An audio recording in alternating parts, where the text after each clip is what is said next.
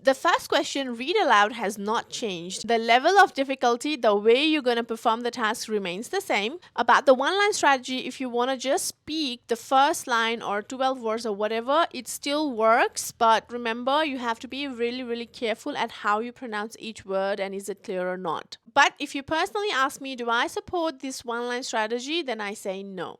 Repeat sentence questions still the same. You can just speak 50%. Try and speak more, but at least 50% of the content with fluency and you can get your score.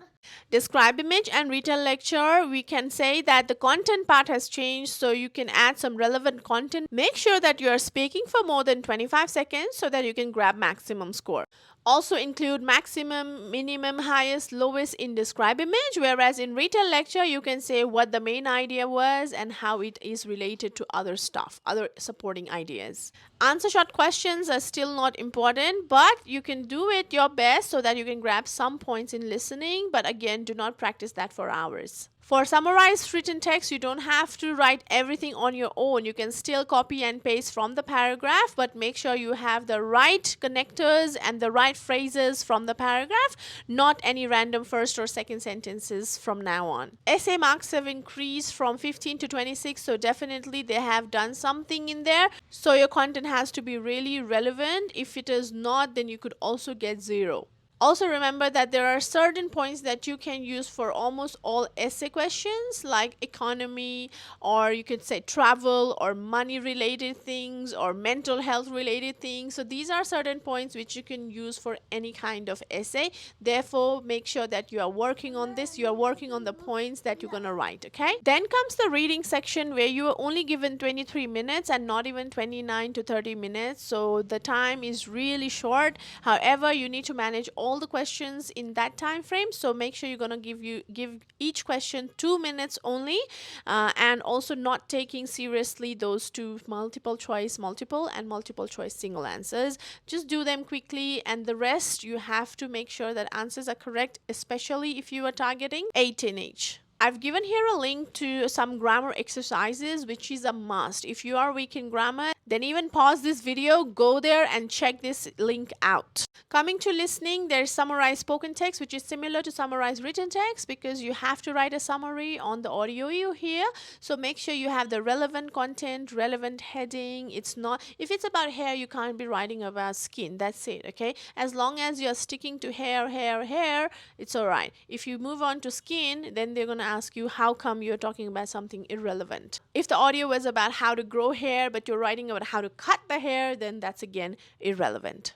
Another important question, fill in the blanks. Now that there's no writing score, at least you are relieved a little bit. You will have 10 to 12 marks in listening, so it's not a joke again. Fill in the blanks, must be correct if you are targeting higher band. Then comes highlight incorrect word. It is important, but not so hard. Therefore, you can just take a few minutes, a few hours here and there, and then do this stuff. Even you don't have to even practice this seriously if you are able to listen to the audio and understand the audio easily. Otherwise, you have to practice, okay, because it is important and also gives you reading score. Last question, but the most important question actually is write from dictation. Here you can still write double words or extra words, as many words as you want. The computer is only going to mark the correct words spelled correctly. Otherwise, even if there are like wrong words or extra words, they're just gonna ignore that, okay? So that trick is still relevant. All in all, PTE has not changed. It's just that the way we have to perform the task is authentic, more authentic than before.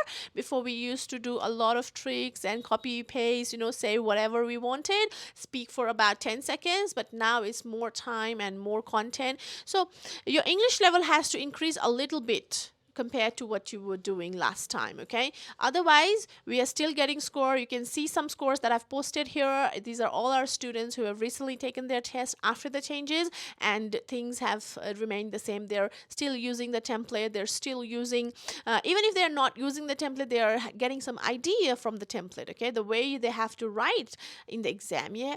They're also using our website, which is milestonestudy.com.au, also offering discounts on our PT subscription. subscription for the website. So if you want only 7-day subscription, we are also allowing that, and there is a huge discount in our website. So go on to milestonestudy.com.au and grab that offer now, because that's for a limited time, of course. And for the classes, our 20% and 15% discount is still valid. So go on, talk to our team so that you can get enrolled right now. For both Australia and Nepal and worldwide, we are conducting online classes via Zoom. Talking about our toolkit, if you are not interested in classes, we also provide video classes. It's like binge watching all the videos that we have recorded for the class. These are called PTE Toolkit and NATI Toolkit. So if you're interested in PTE videos, then you have to grab PTE Toolkit. If you are interested in NATI, you can purchase our NATI Toolkit, which both of them are only $99. That includes the videos and some materials as well.